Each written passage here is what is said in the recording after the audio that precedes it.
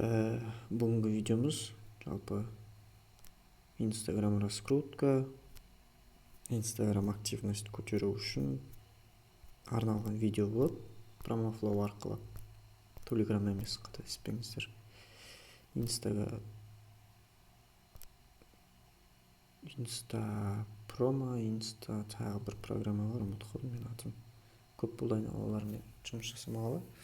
Жалпы бізде ең алдыңғы тез түсініп алатын адамдарға арналған тетігіміз бар, закрепленное сообщениеде. Мына жерде жазылып тұр негізі жаңағы кодтар не үшін екені кейбір адамдар білмейді. Оқығысы келмей ма, жоқ әлде дайын нәрсемен жұмыс жасай бергісі келе ма?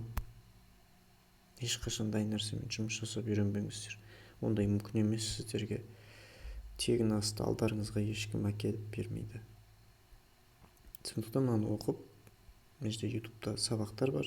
Дауыстары нашар әрине, бірақ та бұл жерде менің ойымша дауыс важный емес, себебі тыкать етіп отырған экраннан қарап методом тыкания дейді ғой, соны қарап қайталаса да бірге бір жасаса болады. Дауыс дұрысталды.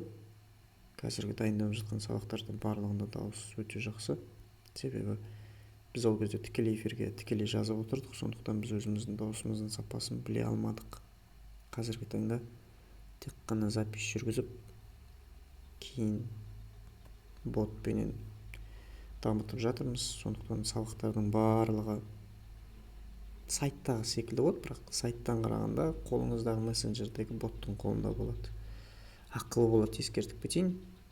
Себебі өте көп жұмыс кетіп жатыр, көп энергия кетіп жатыр, көп адамның еңбегі кетіп жатыр. Олардың да қызметін төлеуіміз керек. Сонымен промофлоуымызды бастайық, не дейді мұны? Xiaomi Redmi 5. Өзімнің телефонымға. Соны қарап жатырмын. Так. Сонымен промофлоуды қосайық. Қазіргі таңда бизнес бала деген менің парақшам раскрутка жүріп отыр. Қараңыздар, лайк қойылды, подписка жүрді, пропускать етілді, себебі мен талап еткен талаптарға сәйкес келмейді. Последний публикация не поздний 30 днейге 30 күн бойы сурет салмаған адам меніңше Инстаграмда көп отырмайды, сондықтан ондай адамға жазылмаймыз. Маған да себебі активность керек. Сонымен тиын кодтар не үшін керек? Бұл программа тегін болғанымен ішінде жұмыс жасау ақылы, бірақ тегін түрге аударуға болады. Қалай аударасыздар? Тиынды көріп тұрсыздар ғой, 28129. Корзинаны көріп тұрсыздар. Корзинаны бассаңыздар, активировать код пополнения баланса, купить код пополнения баланса ақылы түрде, пополнить баланс через Google Play ақылы түрде, бонус 1000 подписчиков за приглашенного друга деген бар. Монеты за просмотр рекламы бар, бірақ меніңше онда 50-100-ден артық көп бере қоймайды деймін. Менде видео көрсетпейді, блокировка тұр, өйткені рекламаны, кажется. Дұрыс. 28.1.29, загрузка видео. Негізі асықпай түсірейік. Бәрібір қатты білгілеріңіз келіп, сондай бір нелеріңіз талаптанып отыр екен. Ақыры ютубтан жаңағы үстіңгі кнопканы басуды білмегеннен кейін, сондықтан түсіре берейік. Мыналар ақылы түрде. Google Play.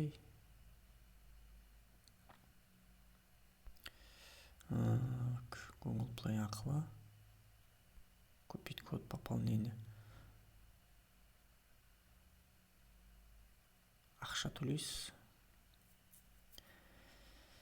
Ең бірінші бұл программаны скачаттап алғандар почта арқылы тіркелу керек, міндетті түрде.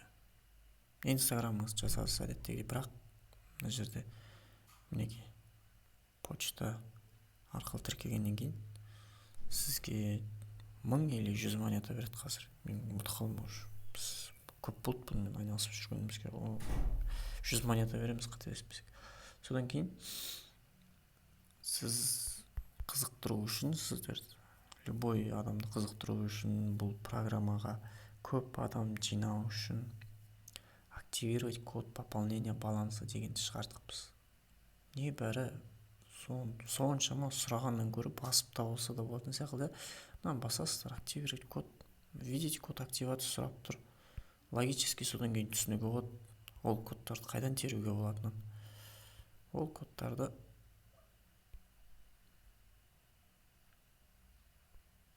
мына жерден теруге болады. Кез келген код бар ондеке. DQS дейді, копировать. Біреу бата беріпті кәдімгідей түсіндірсеңдер деп. Соны түсініп алуға болады меніңше. Біз ренжіп жатқан жоқпыз, шындығында. Просто ішіміз қатты ашиды да осындай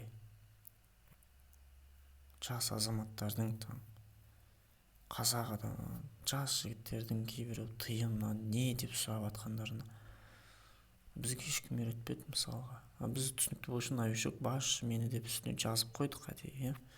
Жарайды. Ештеңе етпейді енді. Код, мысалы, жаңағы код копировать етіп алдым, активировать код пополнения баланса, вставить, болды, отправить. Сіз бұл арқылы 1000 тиын аласыз. 1000 тиын дегенің шамамен 600-700 подписчик. Баланс пополнен на 1000 монет. Болды, мінеки, қосылды. Тамаша,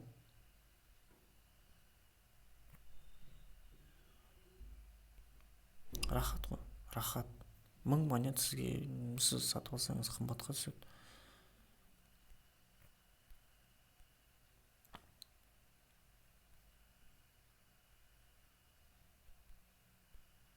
Ал бұлай арнайы топ құрып, тегін алу, меніңше дарым ол.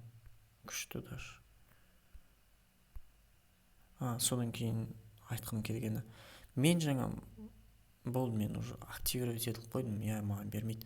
Мен және де байқағандарыңызда 28129-29129-ға кетті де, маған 1000 баланс берді. Және де сол кодты таратқан кісіге тоже 1000 баланс берді. Кім ол кісі?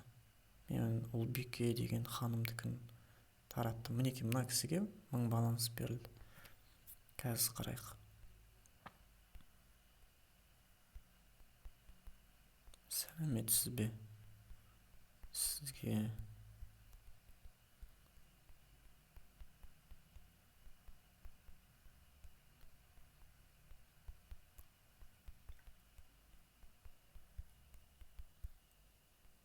ол кісі уже білет. Ол кісі уже біліп тұр жаңағыны. Өйткені кодты жазып тұр, өте дұрыс жазған, тиын деп. Себебі мен айттым ғой, мындай көп кодтар, көп тексттер болады, сондықтан тез таба алу үшін тиынды бассаңыз, хэштег мінеки, тек қана тиын жазылғандарды көрсетеді. Тамаша. Просто супер. Ұлбике ханым, құттықтаймын, 1000 баланс деген.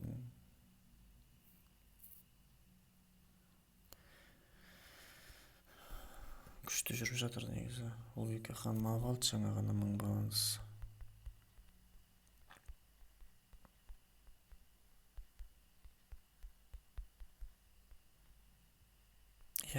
Мен білетін, мен білмейтін программалар өте көп. Егер кім жақсы клавиатура білет, қазақ тілі бар, жаңағы буфер обменасы бар, маған айтыңыздаршы, себебі жаңадан Samsung-пен телефон айырбастағам. Неге? Не мына? Xiaomi Note 5 Pro ма? Клавиатура өте ыңғайсыз, буфер обмені жоқ. Жаңа ол кісі айтпады. Жарайды. Ол кісіге 1000 барды. Уже точно барды ол кісіге. Сонымен жалғастырайық. Ары қарай жұмысымыз толық түсіндіріп кетейік, ақыр бастағаннан кейін.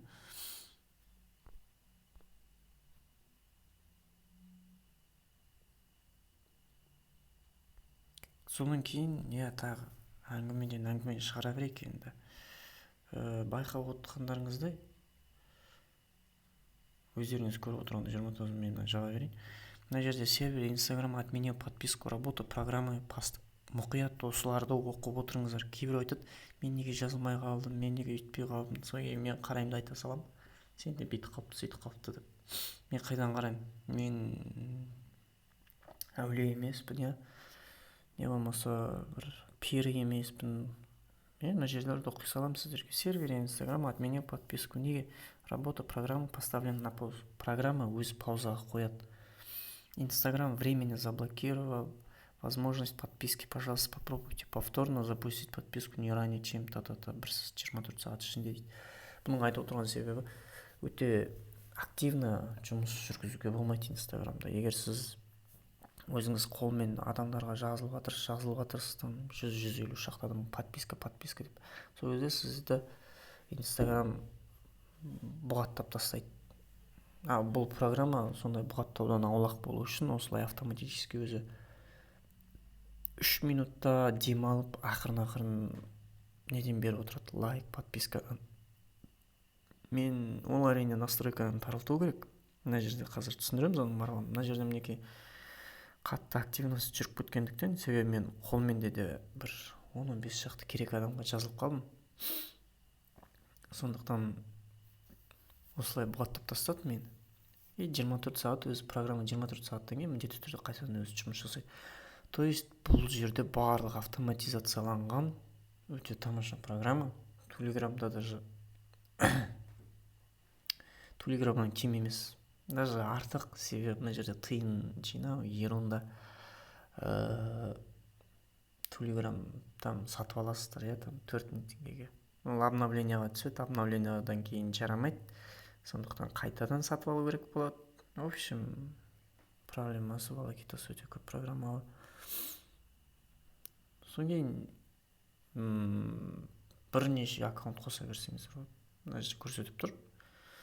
68.635 адамның 3707-сіне уже жүріп тастады. 853 подпискам бар, уже 1000 отпискам бар, 926 лайкым бар, 300 комментариям бар, дайрект сообщением бар, жазуға болатын автоматически. 60 нем бар, комментарийға тастап кетуге, маған жазыл, или конкурс, анау. Сосын екінші Ақмола Қазақстан өнімі деген Инстаграм жүргізіп беріп жатырмыз.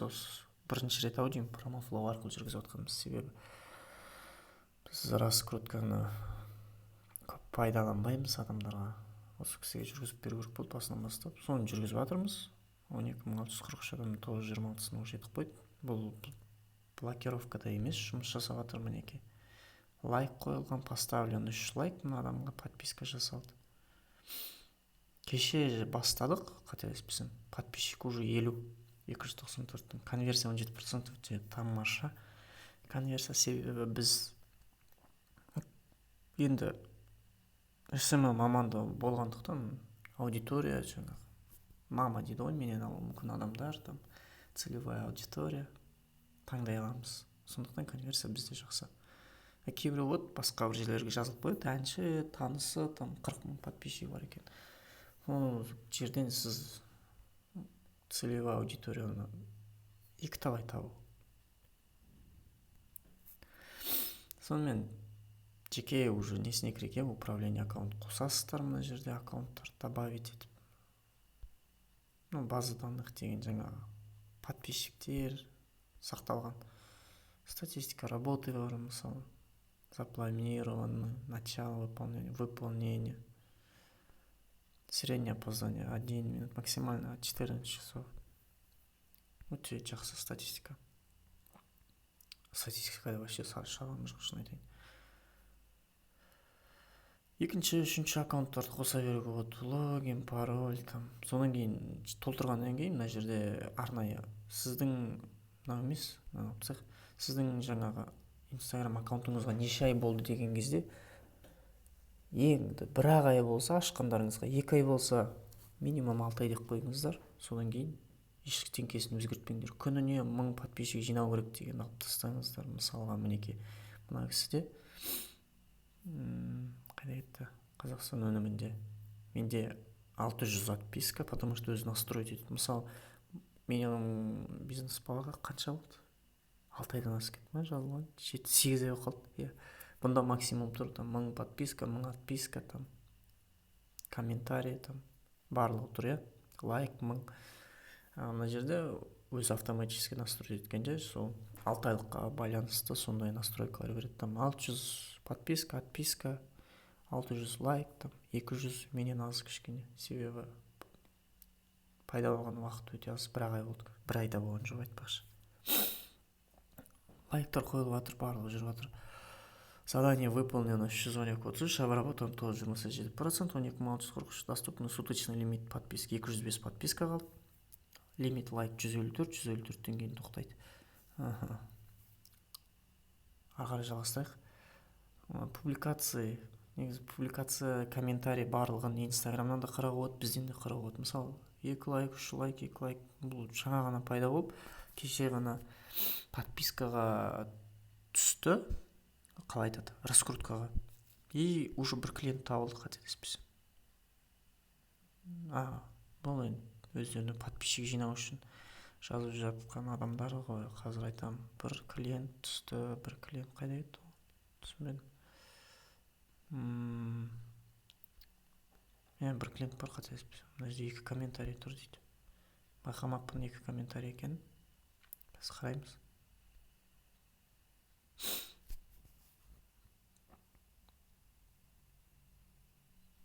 Жарайды, кейін қараймыз.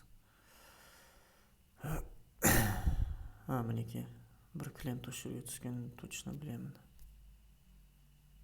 Біздің инстаграм раскрутка жасап беріп жатырмыз. Осымен айналысамыз. Қызықтырса хабарласыңыздар. Әрлеп береміз, дайындап береміз дизайнын. Мына жерде басты мақсат дизайнде өздеріңіз қарап отырсаңыздар, сурет қозғалмайды, бірақ арты жылжып жатыр. Бұл жайлы кейінгі сабақтарды өтеміз. Ботта да болады бұл сабақ. Негізі қызықсаңыздар, істеп көрсеңіздер болады қолдарыңыздан. Өте жақсы, қазір актуальный тема болып келатыр. Мінеке, бір клиент уже дайын бұл кісіге. Әлі ашылған толық емес. Сонда да уже бір клиент, как говорится, клюнул. Міне комментарийларды қарауға болады осылай. Бірден там не стоит, там қай жерде комментарий кім қалдырды, жаңа жасау комментарий бітті. Керек темаңыз тауып аласыз, там бір кісі номер қалдырды, все, написать в дайрект, сразу дайректте жазасыз ол кісіге. Мінеке, лучше, чем инстаграмда комментарий жазасыз астына и лайк қоясыз. Болды, лайк қойылды, тамаша, күшті, біз сізді көрдік деген сөз. Отложенный постинг, бұл супер вещь. Это просто, как вам объяснить, Телеграмда жоқ бұл әлі. Ешкімде жоқ шығар бұл. Некоторые программы даже платные. А тут просто за копейки, да, работать надо. Жаңағы тиынның маңыздылығын енді түсінген шығарсыздар. Енді осы видеодан кейін барлығы тиын ата бастайды деп ойлаймын. Себебі бұғанда тиын кетеді. Барлық мына жердегі атқаратын қызметтерге тиын ғана жұмсалады. Тиыныңыз бітсе, ойындағы сияқты ақшаға сатып аласыз, не болмаса жаңағы біз беріп отырған тегін шанс арқылы тиын жасайсыз. Отложенный постингта не? Өздеріңіз білесіздер, отложенный постинг деген сағат қазір 12, мен сағат 3-те пост жариялауым керек. Мен алдын ала мына жерге дайындап кетемін. Қай инстаграмнан, бизнес баладан. Егер 5-6 инстаграмыңыз болып, 5-6 аңнан бірдей пост жариялағыңыз келсе де осылай таңдасаңыз болады. Қазақстан өнімі воскресенье, дұрыс, воскресенье, сағат 3-те фото, видео салам. Выбрать фото, жарайды. Сіздерге мысалы көрсете салайын. Некомфортно без света ночью. И даже небезопасно. Можете разобрать. Жарайды. Кетті, мына жерде қысқартуға да болады ұзындықтарын. Өте супер, вообще просто супер. Өзіміз ырзамыз осы видеоны жасауға, программаны шығарғанымызға. Мына жерде обложкасын салуға болады, жаңағы экраннан таңдап аласыздар. Мынаны деген сияқты. Инстаграм сияқты кәдімгі место қойға болады, там Геотек, Қостанай, Көкшетау, анау-мынау. Сіздер біз добавить описание там жазасыздар. Соң кейін айтпақша қараңыздар. Енді қазақша жоқ ол, қазақша білмеймін. біз сөйлеспедік қазақша даже қиын да шығар, білмеймін, оған кіріскім келмейді. Бұл программаны қазақша аудару да менің мойнымда еді. Баяу қазір жұмыс жүріп жатыр, себебі заказдар көп, жұмыстарым да көп, видео түсірмей жүргенімізде, сондықтан даже қазір біздің алтын уақытымыз осыған кетіп жатыр. Бірақ сіздер үшін уақытым садаға дейді ғой, жаным садаға сияқты. Мысалға қараңыздар. Всем привет. Как ваши емес, ваши. Как ваши дела? Вот дела деп жазайын.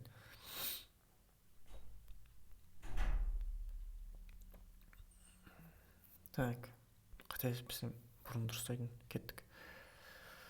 Проверить орфографию. Кейде істейді, кейде істемейді әрине.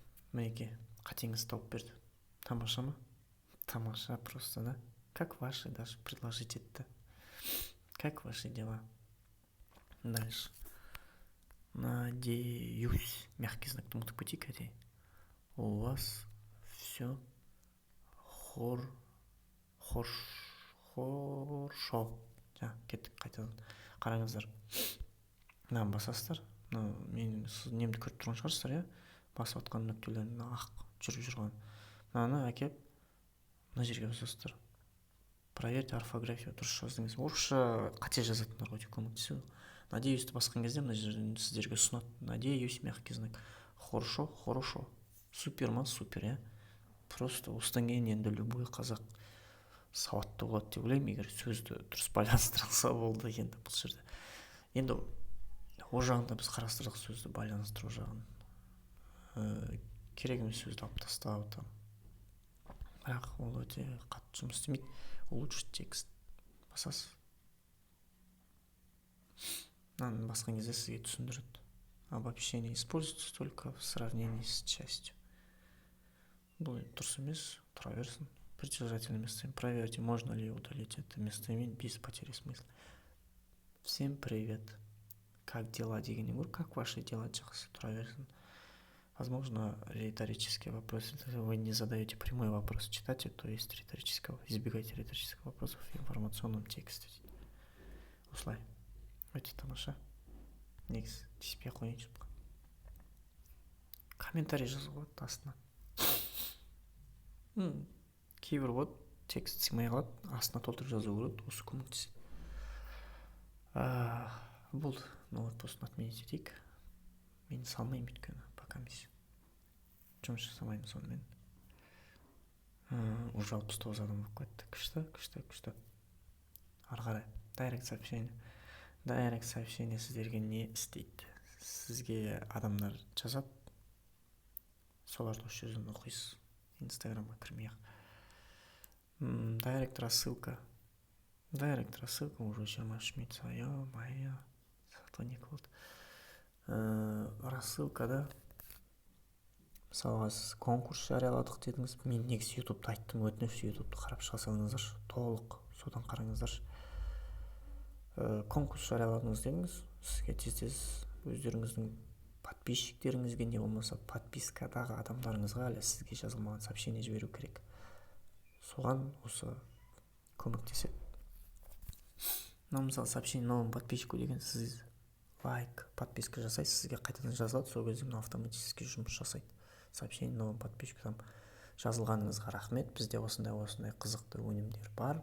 Не болмаса біз сіздің осындай возраженияларыңызды жауап бере аламыз. Мысалға, товар қымбат, технодом супак. Сіз оны қайтесіз, біздің инста дүкенімізде барлығы одан 2 есе 3 есе арзан. Все, сіздің клиентіңіз теплый клиентке айналады. Сообщение при взаимной подписке, жаңағы мен айтқан. Лайк, подпискадан кейін сізге жазылған адам. Анау жай адамдар. Бірақ оның бірнеше түрін сіз жазуыңыз керек. Шаблон жасайсыз там. Неше түрлі там. Сәлеметсіз бе? Содан кейін сәлем қалайсың? Неше түрлі қылып жазсаңыз, сіз блокқа салмайды. Жаңағы спам дейді ғой. Спамға түспейсіз. Себебі бұл жерде бір сообщениені қайта жібере берсеңіз, спамға түсіп қалуыңыз мүмкін. Сондықтан 5-6 вариант болған кезде бұл программа автоматты түрде әртүрлі бір адамға сәлем біздің осындай деген жіберсе, екіншіден сәлеметсіз бе біздің осындай жібереді. Көрдіңіз, сәлем мен сәлеметсіз екі түрлі сөйлем болғандықтан екі шаблон. Шаблон көп жазыңыздар. Өзіңізге жақсы. Міне мына жерден жазасыздар. Выполнить рассылку по своим подписчикам, содан кейін. Не болмаса подпискам сізге жазылмаған адамдарға. Мына жерде шаблон дайын болады. Мынадағы шаблонды жібересіздер ғой. Мынадағы шаблонды толтырып болғаннан кейін мінекей. Мына жерге атын жазу үшін айтпақшы, кейбір жазады ғой. Сәлем Айдана, қалайсың деген сияқты. Ол өте оңай. Название шаблон, мысалы, тақырыбы ғой, бөліп тастайсыздар. Сәлеметсің, приветствие, сәлемдесу мысалы. Приветствую дейсіз тақырыпқа. Не болмаса название там конкурс, өздеріңізге ыңғайлы қылып ұштап кейін түсіну үшін. Текст шаблоны мысалы, жарайды, мен бірінші тақырыпқа жасайын отырып. Текст шаблоны мысалы, привет, сіздің есіміңіз Жамал мысалы. Мынаны басасыз. Сол кезде привет Жамал деп жазатын болады. Мы разыгрываем купон, жарайды, қате жаза салайыншы, мен асығып тұрмын. Осылай жазасыз, болды. Бір шаблон, мына жерден қосасыз, екінші шаблон, үшінші шаблон, төртінші шаблон, осылай. Керек емес болған кезде удалить етіп отырасыз былай.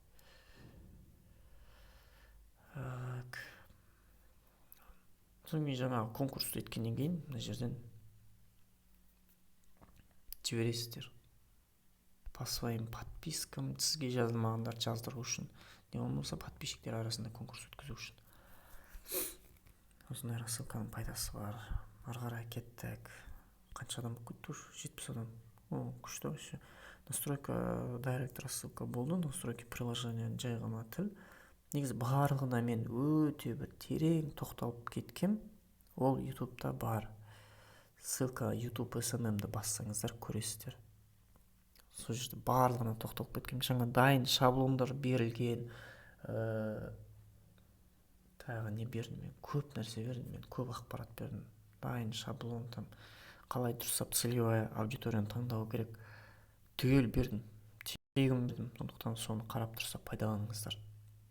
Настройки аккаунтта да вообще настройки аккаунт бар. Мына жерде расписание автоотписка бар.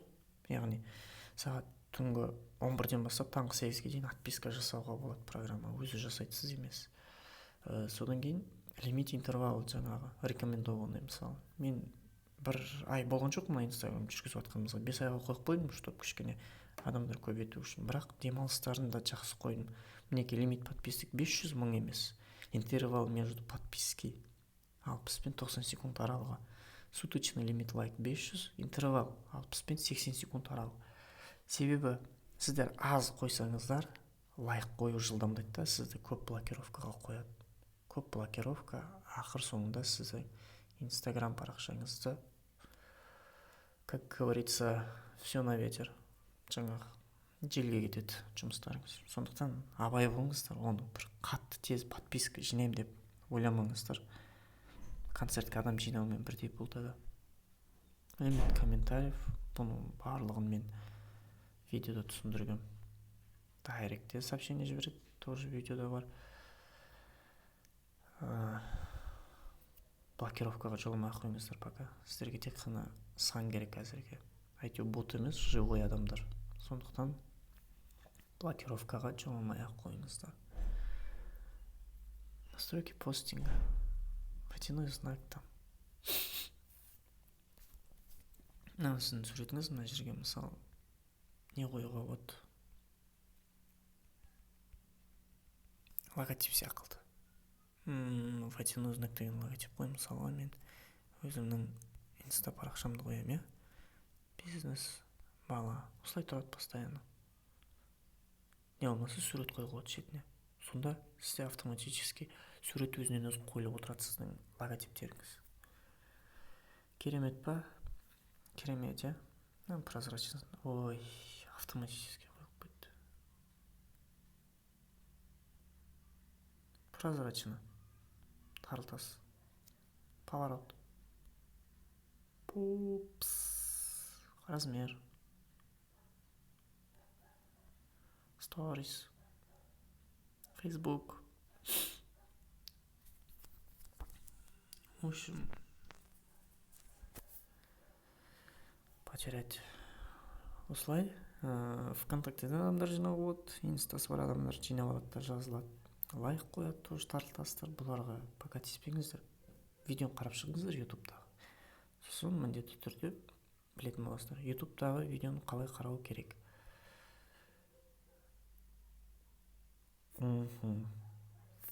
Солай мінекей келді, пайдаландым. Кісіге 1000, яғни 800 подписчик жинауға возможность бар да. Не болмаса басқа командаларды орындауға. Содан кейін қалай ютубтағы сабақтарды қарау керек? Новичок басшылығын басамыз.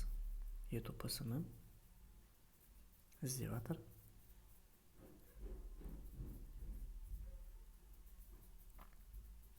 YouTube ісімі 6-шы сабақ, 5-шы сабақ, 4-шы сабақ, 3-шы сабақ, 2-шы сабақ, 1-шы сабақ. Дайын тұр. Бұл жерде біздің сапалы мессенджердегі маркетинг дегеніміз негізі промофлоумен ғана айналыспайды. Біз сол кезде промофлоудан бастадық та, содан кейін бір ақыл сабақ жүргіздік. Бұл жерде жұмысты жасап жетістікке жетіп жатқан адамдар бар. Қалай айтсам екен, сабақ бердік, 2 адамға қарызбыз әлі, оны ұмытқан жоқпыз. Ол кісіге боттарды біз тегін береміз. Бақытты жандар болады, себебі ол бот барлық сабақты өзінде қамтитын бот, және де қалай айтсам екен, сіздерге ақылы түрде нелер жүргізіп жатыр ғой, марафондар, конкурстар, масса фоллоуинг, масса лайкинг дейді, жаңағы адамдар бірігіп лайк қоятын, сондайдың барлығын бір ботқа кіргізіп жатырмыз. Сондықтан бізден ажырамаңыздар, біздің топты тарата беріңіздер. Сабыр түбі сары алтын дейді ғой, дайын болған кезде өздеріңіз сол шыдамдылықтың жемісін көретін боласыздар. Бізбен байланыста болыңыздар. Сіздермен болған бизнес балам Мыржақып. Көп рахмет.